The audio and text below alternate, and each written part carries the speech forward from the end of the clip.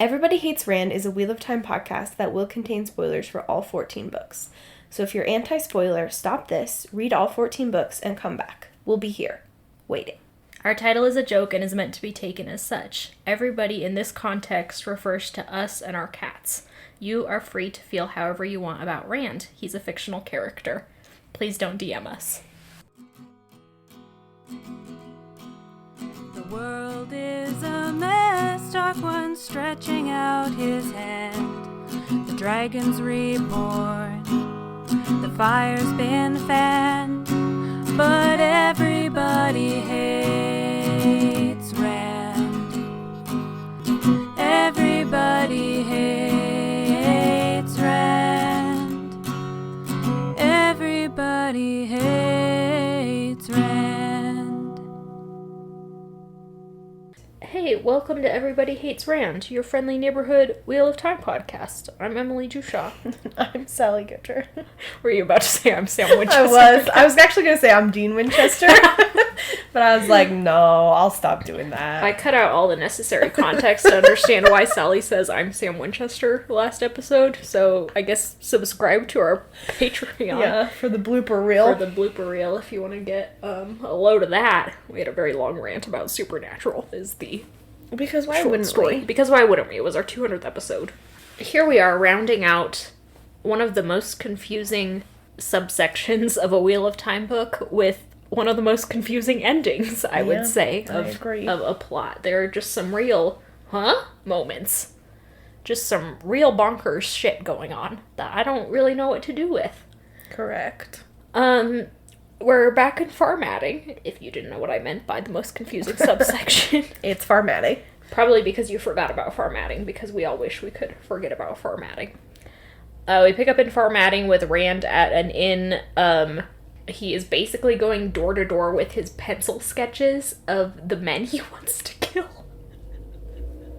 Like, bonker shit doesn't even begin to cover it. Like, who? He's like, have you seen this man? You know, to just various waiters, Yeah. wait staff, innkeepers, to anyone who will talk to him. Oh, and Lan is also canvassing the town, I guess, and it seems that Nynaeve Min and Olivia were helping for a while, but they have since been like, this is a stupid plan. Yeah. Rightly so. Can you imagine Lan, the most terrifying and emotionless man in existence, Yeah, comes up to you and is like, have you seen this man? I would argue that Rand is 6'5" and has a bad black hair dye job right now. That's so right. So if that man came up to me and said, have you seen this man? Even if I'd seen that man, I would be like, no. No, No, get away. I bestie. want to end this conversation.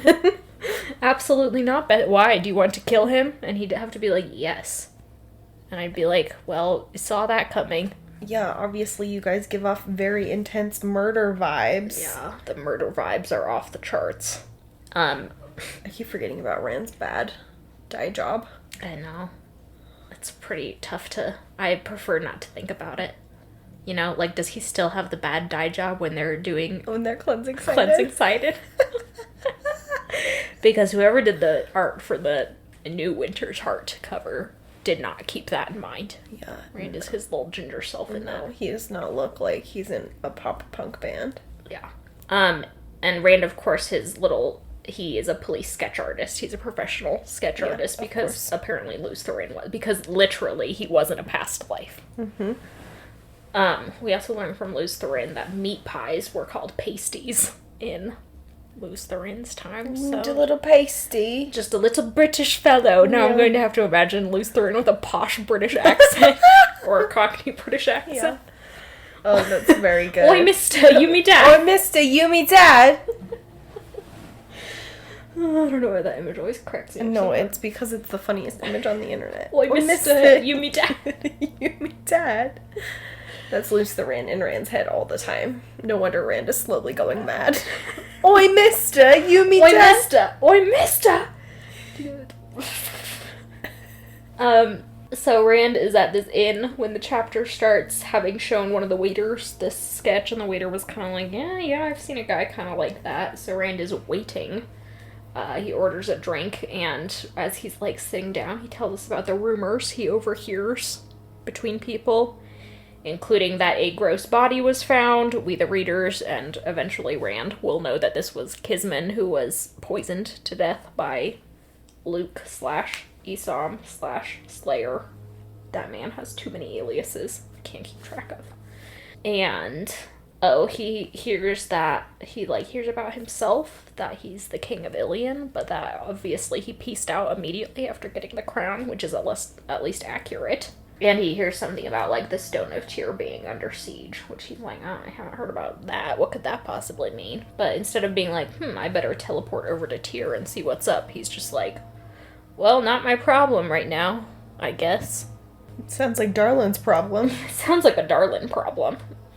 Jeez. It does mention that Alana is going to Tyr. Yeah, he's like, well, Marana and... I know the Aes Sedai are going to Tyr, and I can feel Alana. I just don't know if they're in Tyr proper or in Haddenmark dealing with the rebels. Oh, yeah. I keep forgetting about Haddenmark. Yeah, because it's nothing. It's a nothing plot point. Sorry, someone is doing some landscaping immediately outside of our window also, which is so typical of our apartment complex that... Do you think if I went out and told them, excuse me, I'm recording a podcast, could you keep it down? Could you not? What do you think would happen? I don't know. Excuse me, sir. Oi, mister! Oi, mister! I'm recording a podcast in here. So it's of cultural significance. That's what the buzzing noise is in the background. You're not going crazy. It's loose Therin in the back of your head. It is loose Therin in the back of your head. Like a bee. Horrifying. All the time. Yeah, that would drive you crazy. If this was just going 24/7, I would go nuts. It's making me crazy, and it's only been going on for like 3 minutes. It happens it's weird that they're doing it on Monday. Usually they do it on Tuesdays. Yeah. Okay. Rand leaves this in because he sees a fellow who looks like one of the Rogue Ashman, but is not. So he's like, oh, that must have been the guy. But that's not him, so boop-a-doop-a-doop. Leaves, and as he's walking back toward his inn where he's staying, he runs into Therin, who's like, oh, hi, Rand, so you are in the city. And he's like, yes. She's like, I'm here to bring you a message. Now I've immediately forgotten what the message is. Oh, the message is that Ilion has been invaded by the Shanshin. Right. There are now Shanshin over the border of Ilion, not the city itself, but she's like, yeah, it's kind of weird how your whole big battle thing over in the last book didn't really stop them completely. Almost like you delayed the problem rather than solving it. And we're just like, military battles are important. And it's like, bud. And Therin has some very iconic lines about how they are not. She's like, I always skip that part in books. And I'm like, I know. Iconic. She's always like, I just find that battles don't really change anything. Yeah, they're pretty boring, actually. And I'm like, okay. And Lews Therin in the back of Rand's head is like, they are super important. Spoken like the loser of a war. Yeah. And so Verin's pretty funny, but she's like, yeah, and then Rand does what Rand always does, and just ignores this piece of news. He's like, I guess maybe it is time for me to, like, move on from my whole murder spree.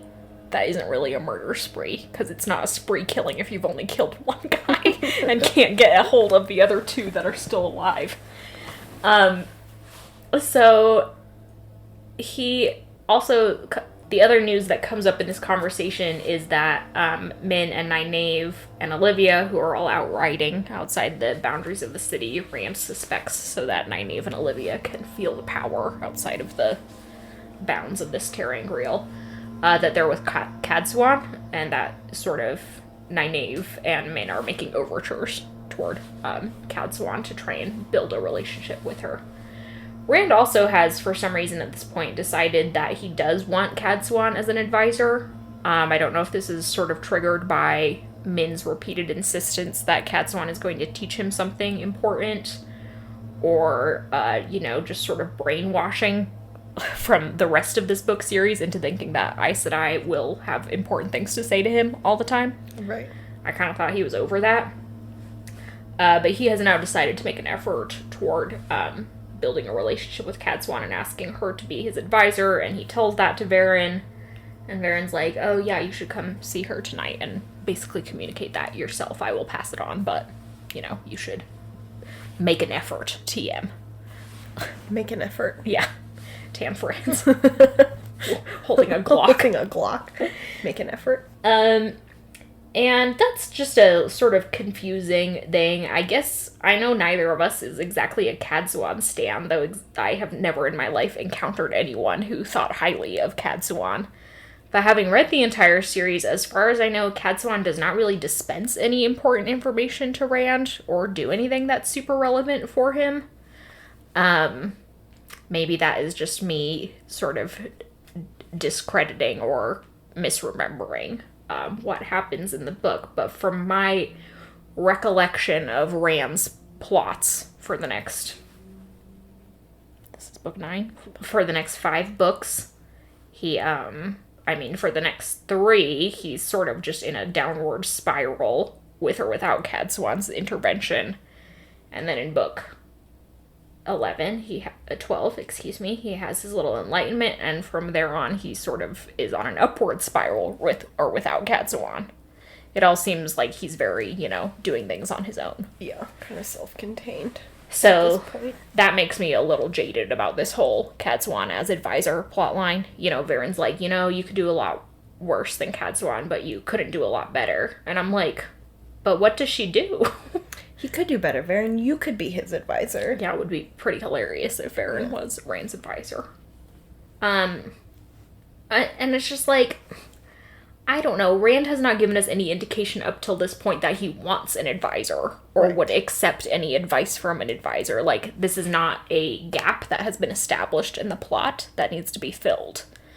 To a certain extent, there's an implication that this is a role that needs to be filled after Moiraine's death, but it has been 4 books since Moiraine's death, and Rand has been operating poorly, admittedly, without that, but he operated pretty poorly when he had that, so there just hasn't been, like, a big enough need or difference without this advisor role. No, I agree completely. Cadsuan feels like a very extraneous character. I think we've said that. If not in quite those words, we have said that. And so I also don't know. I wonder if part of it is Robert Jordan is just in, like, Archetype Prison, and, like, rulers always have to have an advisor character. And Rand has been operating without that. Like, we have a rotating cast of characters who sort of stand in that archetype. And if that was just, like, uncomfortable, Robert Jordan was like, no, there needs to be a steady figure. To be one person. One there. I truly don't know. It kind of boggles the mind. Because, yeah, I'm a book and a half out from Winter's Heart, I'm just about halfway through Knife of Dreams, and Cadsuan has not done anything of great significance. And, like, a book and a half is a long time. Agreed, yeah. 4 books since Moiraine's death is a long time. We don't really need to change the cast at this point. So, it's kind of an incomprehensible plot to me. Yeah, Archetype Prison is a good way to put it, because in so many ways I enjoy that archetype, the advisor archetype. Absolutely. And I think relationships between advisors and rulers are often really rich for life examination.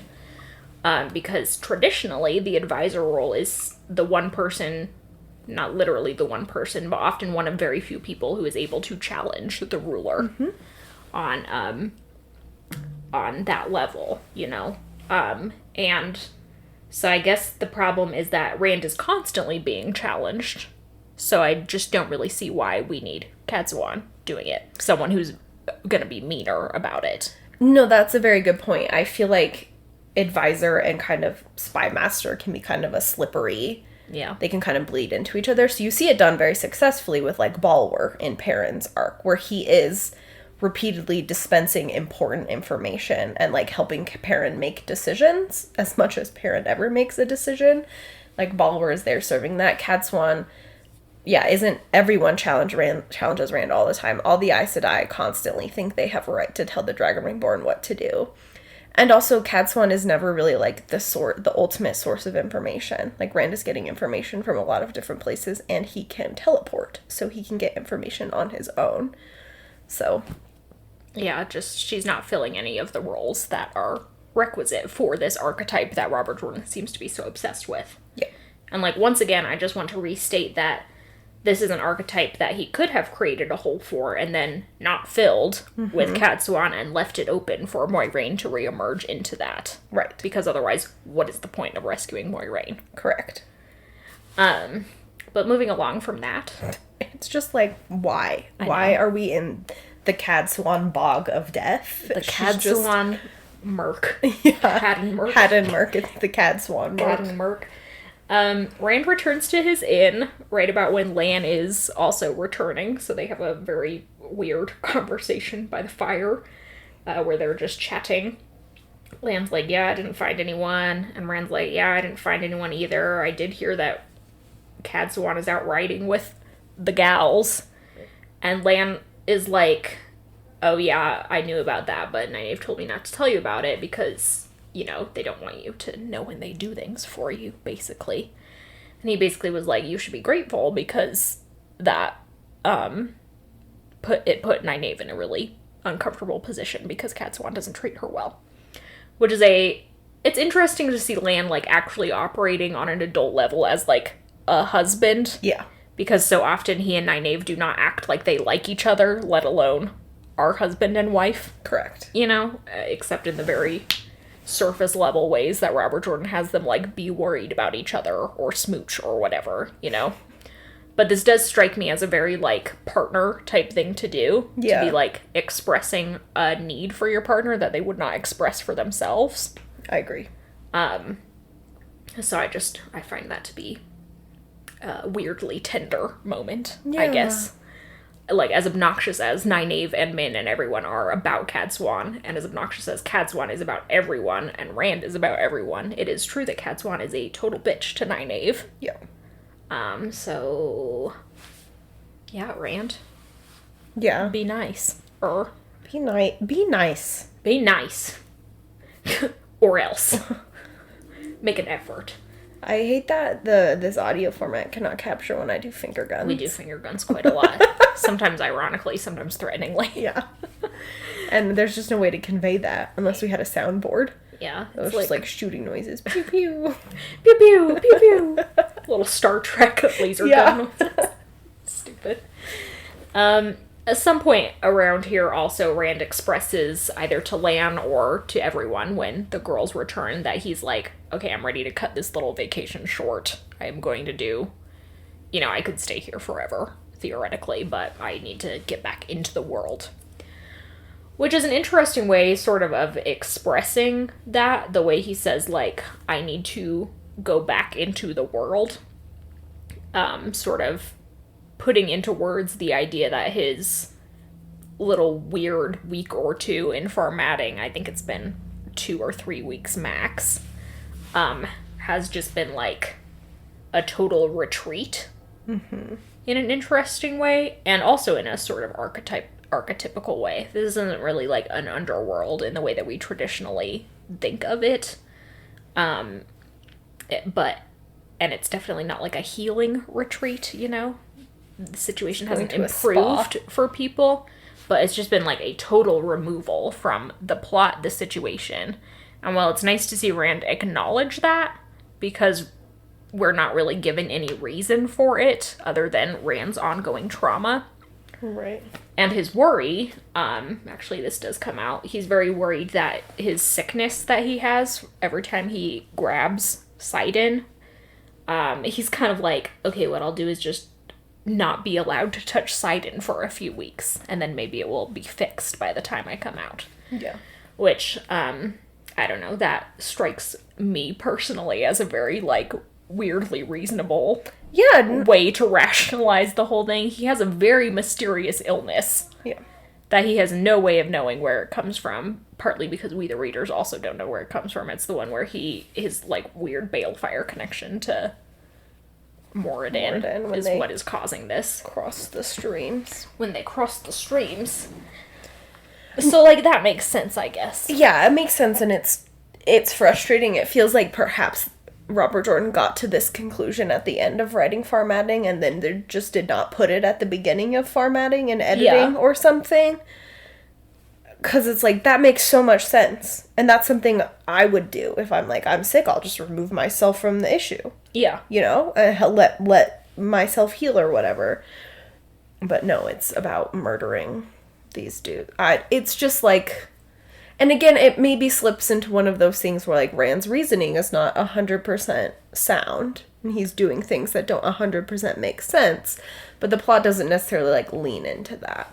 Yeah, well, I'm interested, not necessarily in a good way, in the ways in which the insanity question allows Robert Jordan to get away with bad writing.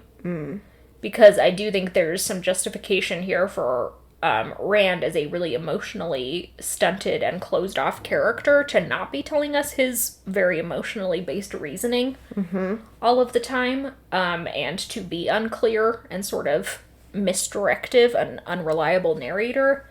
But in a lot of ways, it doesn't feel like that's intentional on Robert Jordan's part. It often, most of the time, I would say, feels like Robert Jordan is just sort of slipping. Yeah, I agree. And I also think that perhaps no.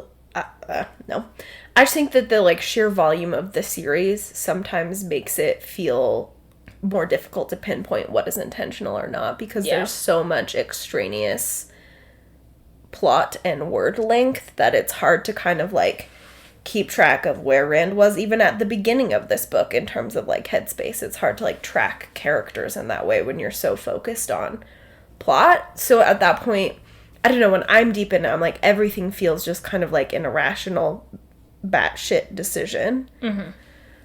So that's another argument from me, who is anti 14-book series. 14 books. I don't know how anyone can be pro 14-book series after this one.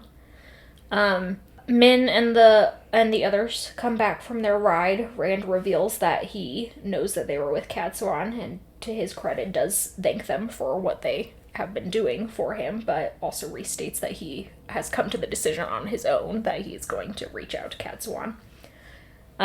Once they get in, the innkeeper comes and brings mail for Rand to Min, because, as we have stated, men are highly disenfranchised in farmatting. They're also not allowed to hold positions of financial power, like bankers and merchants. Rand sort of referenced that casually, and apparently they aren't allowed to open their own mail, so, okay. Yeah. You know. Min also opens his mail. Like, girl, you're in farmatting, you don't have to go with the dumb customs. Yeah. Reads it and is like gonna throw it in the fireplace before Rand stops her. And it's this wackadoodle note that's like, hey, I know you're the Dragon Reborn and you're in farmatting, but I want you to leave because it's not good for the Dragon Reborn to be in farmatting, and I know what you're looking for, and you'll find it at X address. XOXO anonymous, you know? Like, what? Yeah. What is this? Yeah. Like, obviously a trap. Yeah. Smash cut to Rand preparing to go into this trap. Yeah. And Min's like, this is clearly a trap. And everyone has told you it's clearly a trap. Yeah. And Rand's like, it's not a trap if you know it's a trap. And everyone who's ever read a book or seen a movie that has this exact argument is like, and yet somehow I bet this will end badly for you. Yeah. The only way to win in this scenario is to throw it in the fireplace. Yeah. Just a note on that. Obviously, the correct thing is to throw it in the fire. But Min should not have made that decision for Rand, because the note was not directed to her. So it's just one of, like, many little moments in Rand's relationship with his 3 girlfriends where they choose what is best for him without consulting him, and it's very infantilizing and upsetting. Yeah, like Elaine deciding who and who does not get to contact Rand. Yeah. Min throwing away the fire, trying to throw away the note so as not to tempt Rand with its power. I don't know. Yeah. Yeah, I agree. It's just a very frustrating little moment, especially coming off the tail end of Lan acting like a good husband. Yeah. Min being like, I'm actually going to be the shittiest girlfriend you can think of and try to control my boyfriend's correspondence. Yep. Girl. But anyway, yeah, smash cut to Rand being like, Lan heading I don't care what you guys think, I'm going to go do this. And I'm going to have you under guard, Min, by Olivia, so that you don't try and tag along. And now the question is, this is obviously a trap, but set by whom? you know, because we have now established several villains within Farmadding. Obviously, there are the Ashaman, the rogue Ashaman, I should say. We also know that Isam/Luke is hanging around. The note turns out to be, it seems, from Padan Fain, which is very weird because I have a hard time keeping track of, like, how off the deep end Padan Fain is. He seems like he's so unstable that the sort of cunning plot of writing a secret note and setting up a trap, you know, seems beyond him. Yeah. But, I don't know. I don't really want to spend any more time with Padan Fain than we have to, so not really a complaint, just a note. Yeah, I don't even know if we know that he's in the city at this point. But, like, any of the Forsaken could have done a plot. It could have been the fucking council of Farmadding, for all we know. Because everyone knows... Well, I mean, they don't know he's in the city, but everyone's... Yeah, agreed. Could be Therin. It could be Therin. She's always weaving mysterious webs. Weaving plots. But, yeah, I agree. It is also not really Padan Fain's MO to do this type of stuff. So sort of a stab first, ask questions later, so set up traps later. In a way, it's kind of frustrating that it isn't one of our, like, established Farmadding villains, and it's just sort of like Deus Ex Padan Fain. Which is always what Padan Fain is. Fair enough. Just whenever someone with a cursed dagger needs to appear, there he is. He's there.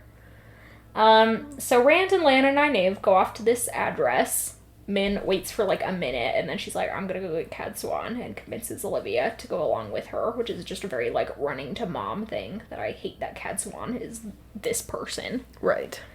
For them. But Rand and Lan and Nynaeve go to this address. It's, like, the upper room above a bootmaker's shop, and, as they're doing reconnaissance, Rand actually spots these two remaining Ashaman, going in. They are Torval and Gedwyn, and this is very confusing because there's Torval and then there's Torum Riotin, who will also make an appearance. Will also just be there.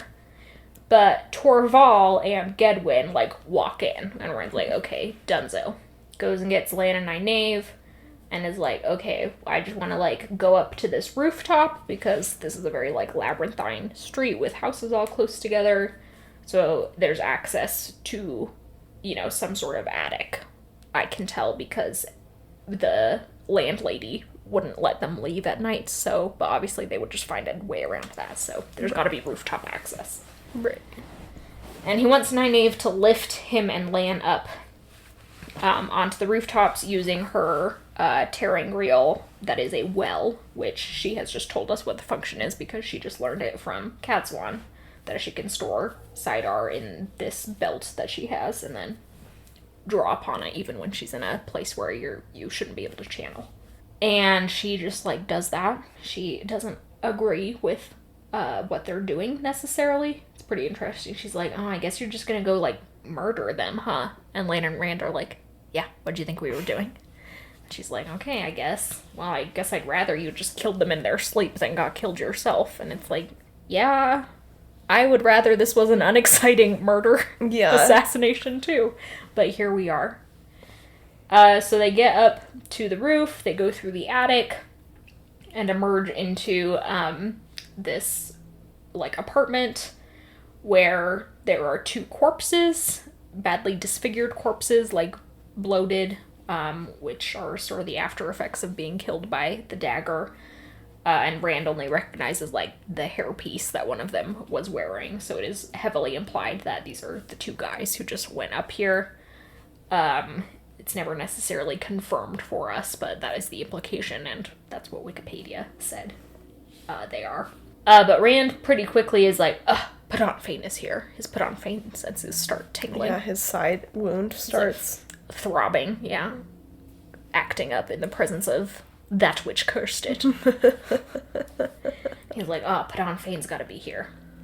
Padan Fain quickly appears, swinging his dagger, and so does Torum Riotin, who we last saw in Crown of Swords, I guess. Yeah. hanging out in the forest with the other rebels, clearly under Padan Fain's sway at that point, and clearly that's where he is still. But Rand leaves Lan dueling Torum Riotin, who is a blade master, for whatever that's worth, while Rand is fighting Padan Fain, which is difficult for him because his side wound is, opened up again. Right. And there is an extremely bizarre moment here where there's, like, a weird, like, time bubble where he is fighting Padan Fain, and then he sees the two Ashaman coming up the stairs, presumably exactly as they had done moments before their death, and he just is, like, waves his sword through the illusion, he calls it. And I'm like... Or it just says he refers to it as an illusion and he slashes his sword and then it's gone. But in the moment, I had to read it like 3 times to be like, wait, were the bodies the illusion? And these are the actual guys and he just killed them? What is it? Why is there an illusion? Apparently it comes from Padan Fain and is intentional. I didn't know Padan Fain was an illusionist. Yeah, I didn't either. I know, it's one of those where it's like... It's ridiculous enough that Padan Fain has suddenly appeared. Yeah. Writing secret notes. It just sort of, like, is impossible to believe that he is now capable of casting illusions. Yeah, what? That's not something that the dagger, as we know it, is capable of doing. Yeah, if Matt had held the dagger longer, would he also be able to weave illusionary webs? I mean, he already weaves illusionary webs just with his silver tongue. Fair enough. As we know. It would be more believable if it was just a random bubble of evil. Yeah, and I mean, maybe that's the intention here, is that it's a sort of bubble of evil-esque effect, and the more we get Padan Fain, the more he is akin to a walking bubble of evil. Mm. But we just don't spend enough time, consecutive time, I would say, with Padan Fain to sort of recognize what's going on with him. Mm-hmm. It again, just feels like Robert Jordan throws him in whenever he needs a threat to sort of add to the danger levels of whatever's going on, and he equips him with whatever superpowers he needs. So... Yep, he's just a little Mary Sue. Yep. Frustrating. Anyway, Padan Fain escapes. He runs down the stairs or whatever, and Lan comes out, apparently having killed Torum Riotin, and is like, we need to get out of here. And Rand's like, yeah, okay. Whatever. I can't. He wants to go chase after Padan Fain and kill him, but he is persuaded to leave. Except when they get out onto the roof, they just slip because it's been raining, and, like, there's a whole cinematic Lan falls off the roof, but Rand catches him, but then Rand is just holding on by, like, one hand to the gutter or whatever, and Lan's like, let me go. Mufasa. Let me go. And Rand's like, never. And you're like, man, just kiss already, I guess. Know, you guys What's are going so on? horny for each other. So then they both fall, and it's like, Rand defines it as a 10-pace drop, at a pace, if we assume, as I sort of think, is like 2 feet, approximately. It's like a 20-25 foot drop. Obviously not ideal, definitely going to break some bones. Yeah. But is almost certainly not going to kill Lan. And right around the corner, you have Nynaeve, Master Healer. Yeah. So the whole, no, I won't drop you. Just drop him. I'd be like, okay, go talk to your doctor wife. Okay, goodbye. Okay, brace yourself for impact. Yeah. Whatever. Also, Lan's like Mission Impossible guy. He can just fall from all sorts of heights and do all sorts of crazy things. I bet he would just, like, bounce between the 2 walls of the alley. Yeah, like and land on his feet like a machine. cat. Yeah.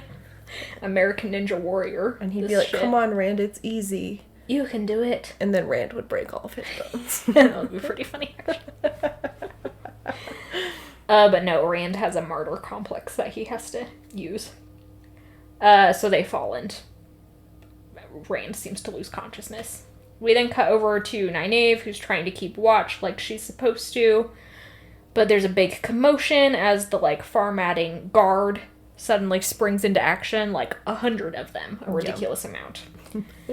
And we, the readers, are like, that seems quite quick for, Padan Fain escaping and presumably scaring the owner of this shop, so how did that happen? Unless they have the telephones in Farmatting to call the police, and even then, the police usually take like 15 minutes to get places. Right. So Nynaeve is about to charge in headlong and do something stupid with the power, but she is prevented by Cadswan, Olivia, and Min, who show up. Cadswan persuades her, like, we cannot do anything for them here. You know, you're just gonna have to let them be taken into custody. Obviously, the reason they were caught is because you channeled, and they have their little special channeling machine, that lets them know when anyone channels. Which I frankly forgot about, so I was like, oh, yeah, that's a good point. Yeah. And Nynaeve, I guess, only just heard about, so whatever, and she has some flimsy excuse. I think it would have been totally fine if Robert Jordan was just like, and Nynaeve didn't know about this. Yeah. But instead he has to be like, Nynaeve's stupid. Yeah, well, he loves to belittle Nynaeve. It's one of his favorite pastimes. It's one of his hobbies. Yeah. So the ladies move off, and we then cut to Rand, who wakes up in a cell, a lightless cell, dungeon that is very small. It's your pretty stereotypical dungeon, you know? It's not like literally a box. But Rand has extreme claustrophobia after his ordeal in the box prior to Dumai's Wells. So he's basically having a panic attack in his little cell, which is very sad to read about. Yeah, it's a rough scene. And his only coping mechanism is going through his list of dead women, which is, babe, go to therapy, I'm begging you. I know, at this point, men will memorize lists of 200 dead women before they go to therapy. Ugh. So sad. We then switch over once again to Cadswan as she is storming into the council chambers, more or less, to confront them and be like, you have to give us the Dragon Reborn. She's accompanied by all of the Aes Sedai who are with her, as well as all the Ashaman, Narishma, Flynn, and Ebon Hopwill, and then Nynaeve and Min and Olivia. And Min's just like, oh my god, what are they doing to him? He's really, really messed up. And it's like, yeah, pal. I don't know what to tell you. It's not like prison is ever a good time. Yeah, it's not like he's like, this is a party, you know?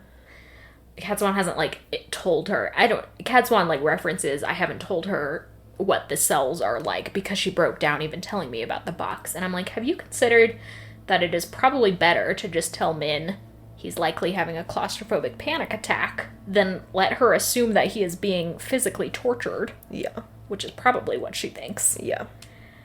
But when has Cadswan ever been, you know, the height of consideration? She's also super pissed at Nynaeve, blah, blah, blah, blah, blah, is like, you guys just need to shut up because I hate you. And I refuse to give Nynaeve any respect until she has taken the 3 oaths like an Aes Sedai. Cadswan's not, like, aligned to Egg, so in that way it is reasonable for her to not necessarily be like, Nynaeve is an Aes Sedai, the way other Aes Sedai who are aligned to Egg have been forced to accept her.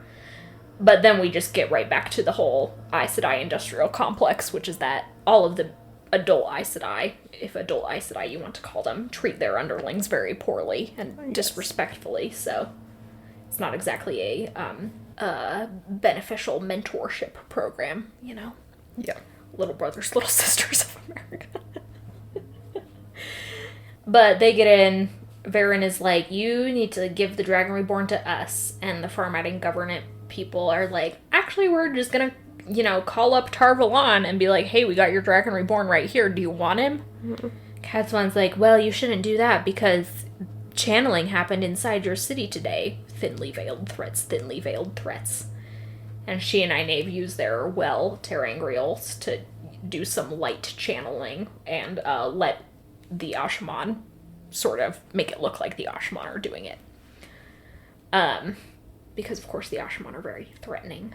Yeah, they're standing there and they're threatening black coats and they're threatening silver pins and they're threatening old man and they're threatening small twink. And Ebon, who's threatening because he looks young. Everyone's just like, here are our 3 Ashaman. There's Damar Flynn, who looks like he's been through several wars. He's very old and grizzled. There's Narishma, who's threateningly hot. Just so sexy. And then there's Eben, who's just got a doll face, so no one knows what to make of him. Yeah. He's sort of got a doll face and a blank stare, much like Tybalt. Much like just Tybalt making. right then, yeah. He's just sort of always seems like he's got tumbleweeds and or murderous thoughts going on behind that baby face. Murderous tumbleweeds. So, yeah, they definitely cast an interesting... Yeah. So, credit to Dammer Flynn's sense of showmanship, you know, in this moment. He's, like, playing along, giving it his all. Probably loves it. Anyway, so, of course, the government is like, yes, of course, we will do this. And Cadsuan's like, damn, I broke a woman today. Meaning, I guess, the governor lady, who I guess Cadsuan was invested in. She has not given us any prior indication that she gives a shit about this woman, so... As usual, being in Cadsuan's head is a confusing and all-around unpleasant experience. I know, I'm also like, I don't really know if you broke her. Like, yeah, you probably freaked her out because channeling was there, but... Homie, if she's not more resilient than that, then she should not be in government, I guess. Yeah, is, like, the implication that she's gonna lose power because she gave in? Yeah, but, like, she was just with her entire council. None of them spoke up, so... Right. Who cares? It's... yeah, whatever. And that's where the chapter ends. You know, there's not, like, any happy reunion scene as Rand gets let out of prison. Our next chapter is going to be a fairly long chapter, and it is the cleansing of Sidon, the thing that we have been building up to for this entire book and seemingly avoiding. But at least we'll get there, you know? We'll get there when we get there, was Robert Jordan's mentality Yeah, with Winter's it Heart. sure was. We'll get there when I get there. You'll get there when I get You'll get there when I get there, when I remember to do it. Well, do you have anything to add? I don't. It's an odd set of chapters, these 3 chapters. Kind of unpleasant. Yeah, just overall sort of bleh. Just like bad character dynamics. Like nobody seems particularly fond of each other. No, in some ways they outright hate each other. Yeah. So, I don't like that. Yeah. Not nearly enough of the Ashaman. The good Ashaman, not the bad Ashaman. We could have had Narishma this entire time. Yeah. We didn't. Who was your favorite character? Probably Dammer Flynn.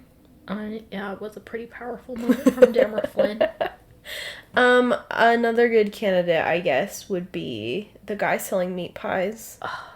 Meat pie guy. Meat pie guy. Meat pie guy, my beloved. He was just selling meat pies on the street, and they sounded very good the way they were described. I know, and Made he's me just want a like meat pie. a working class guy doing his thing. Yeah.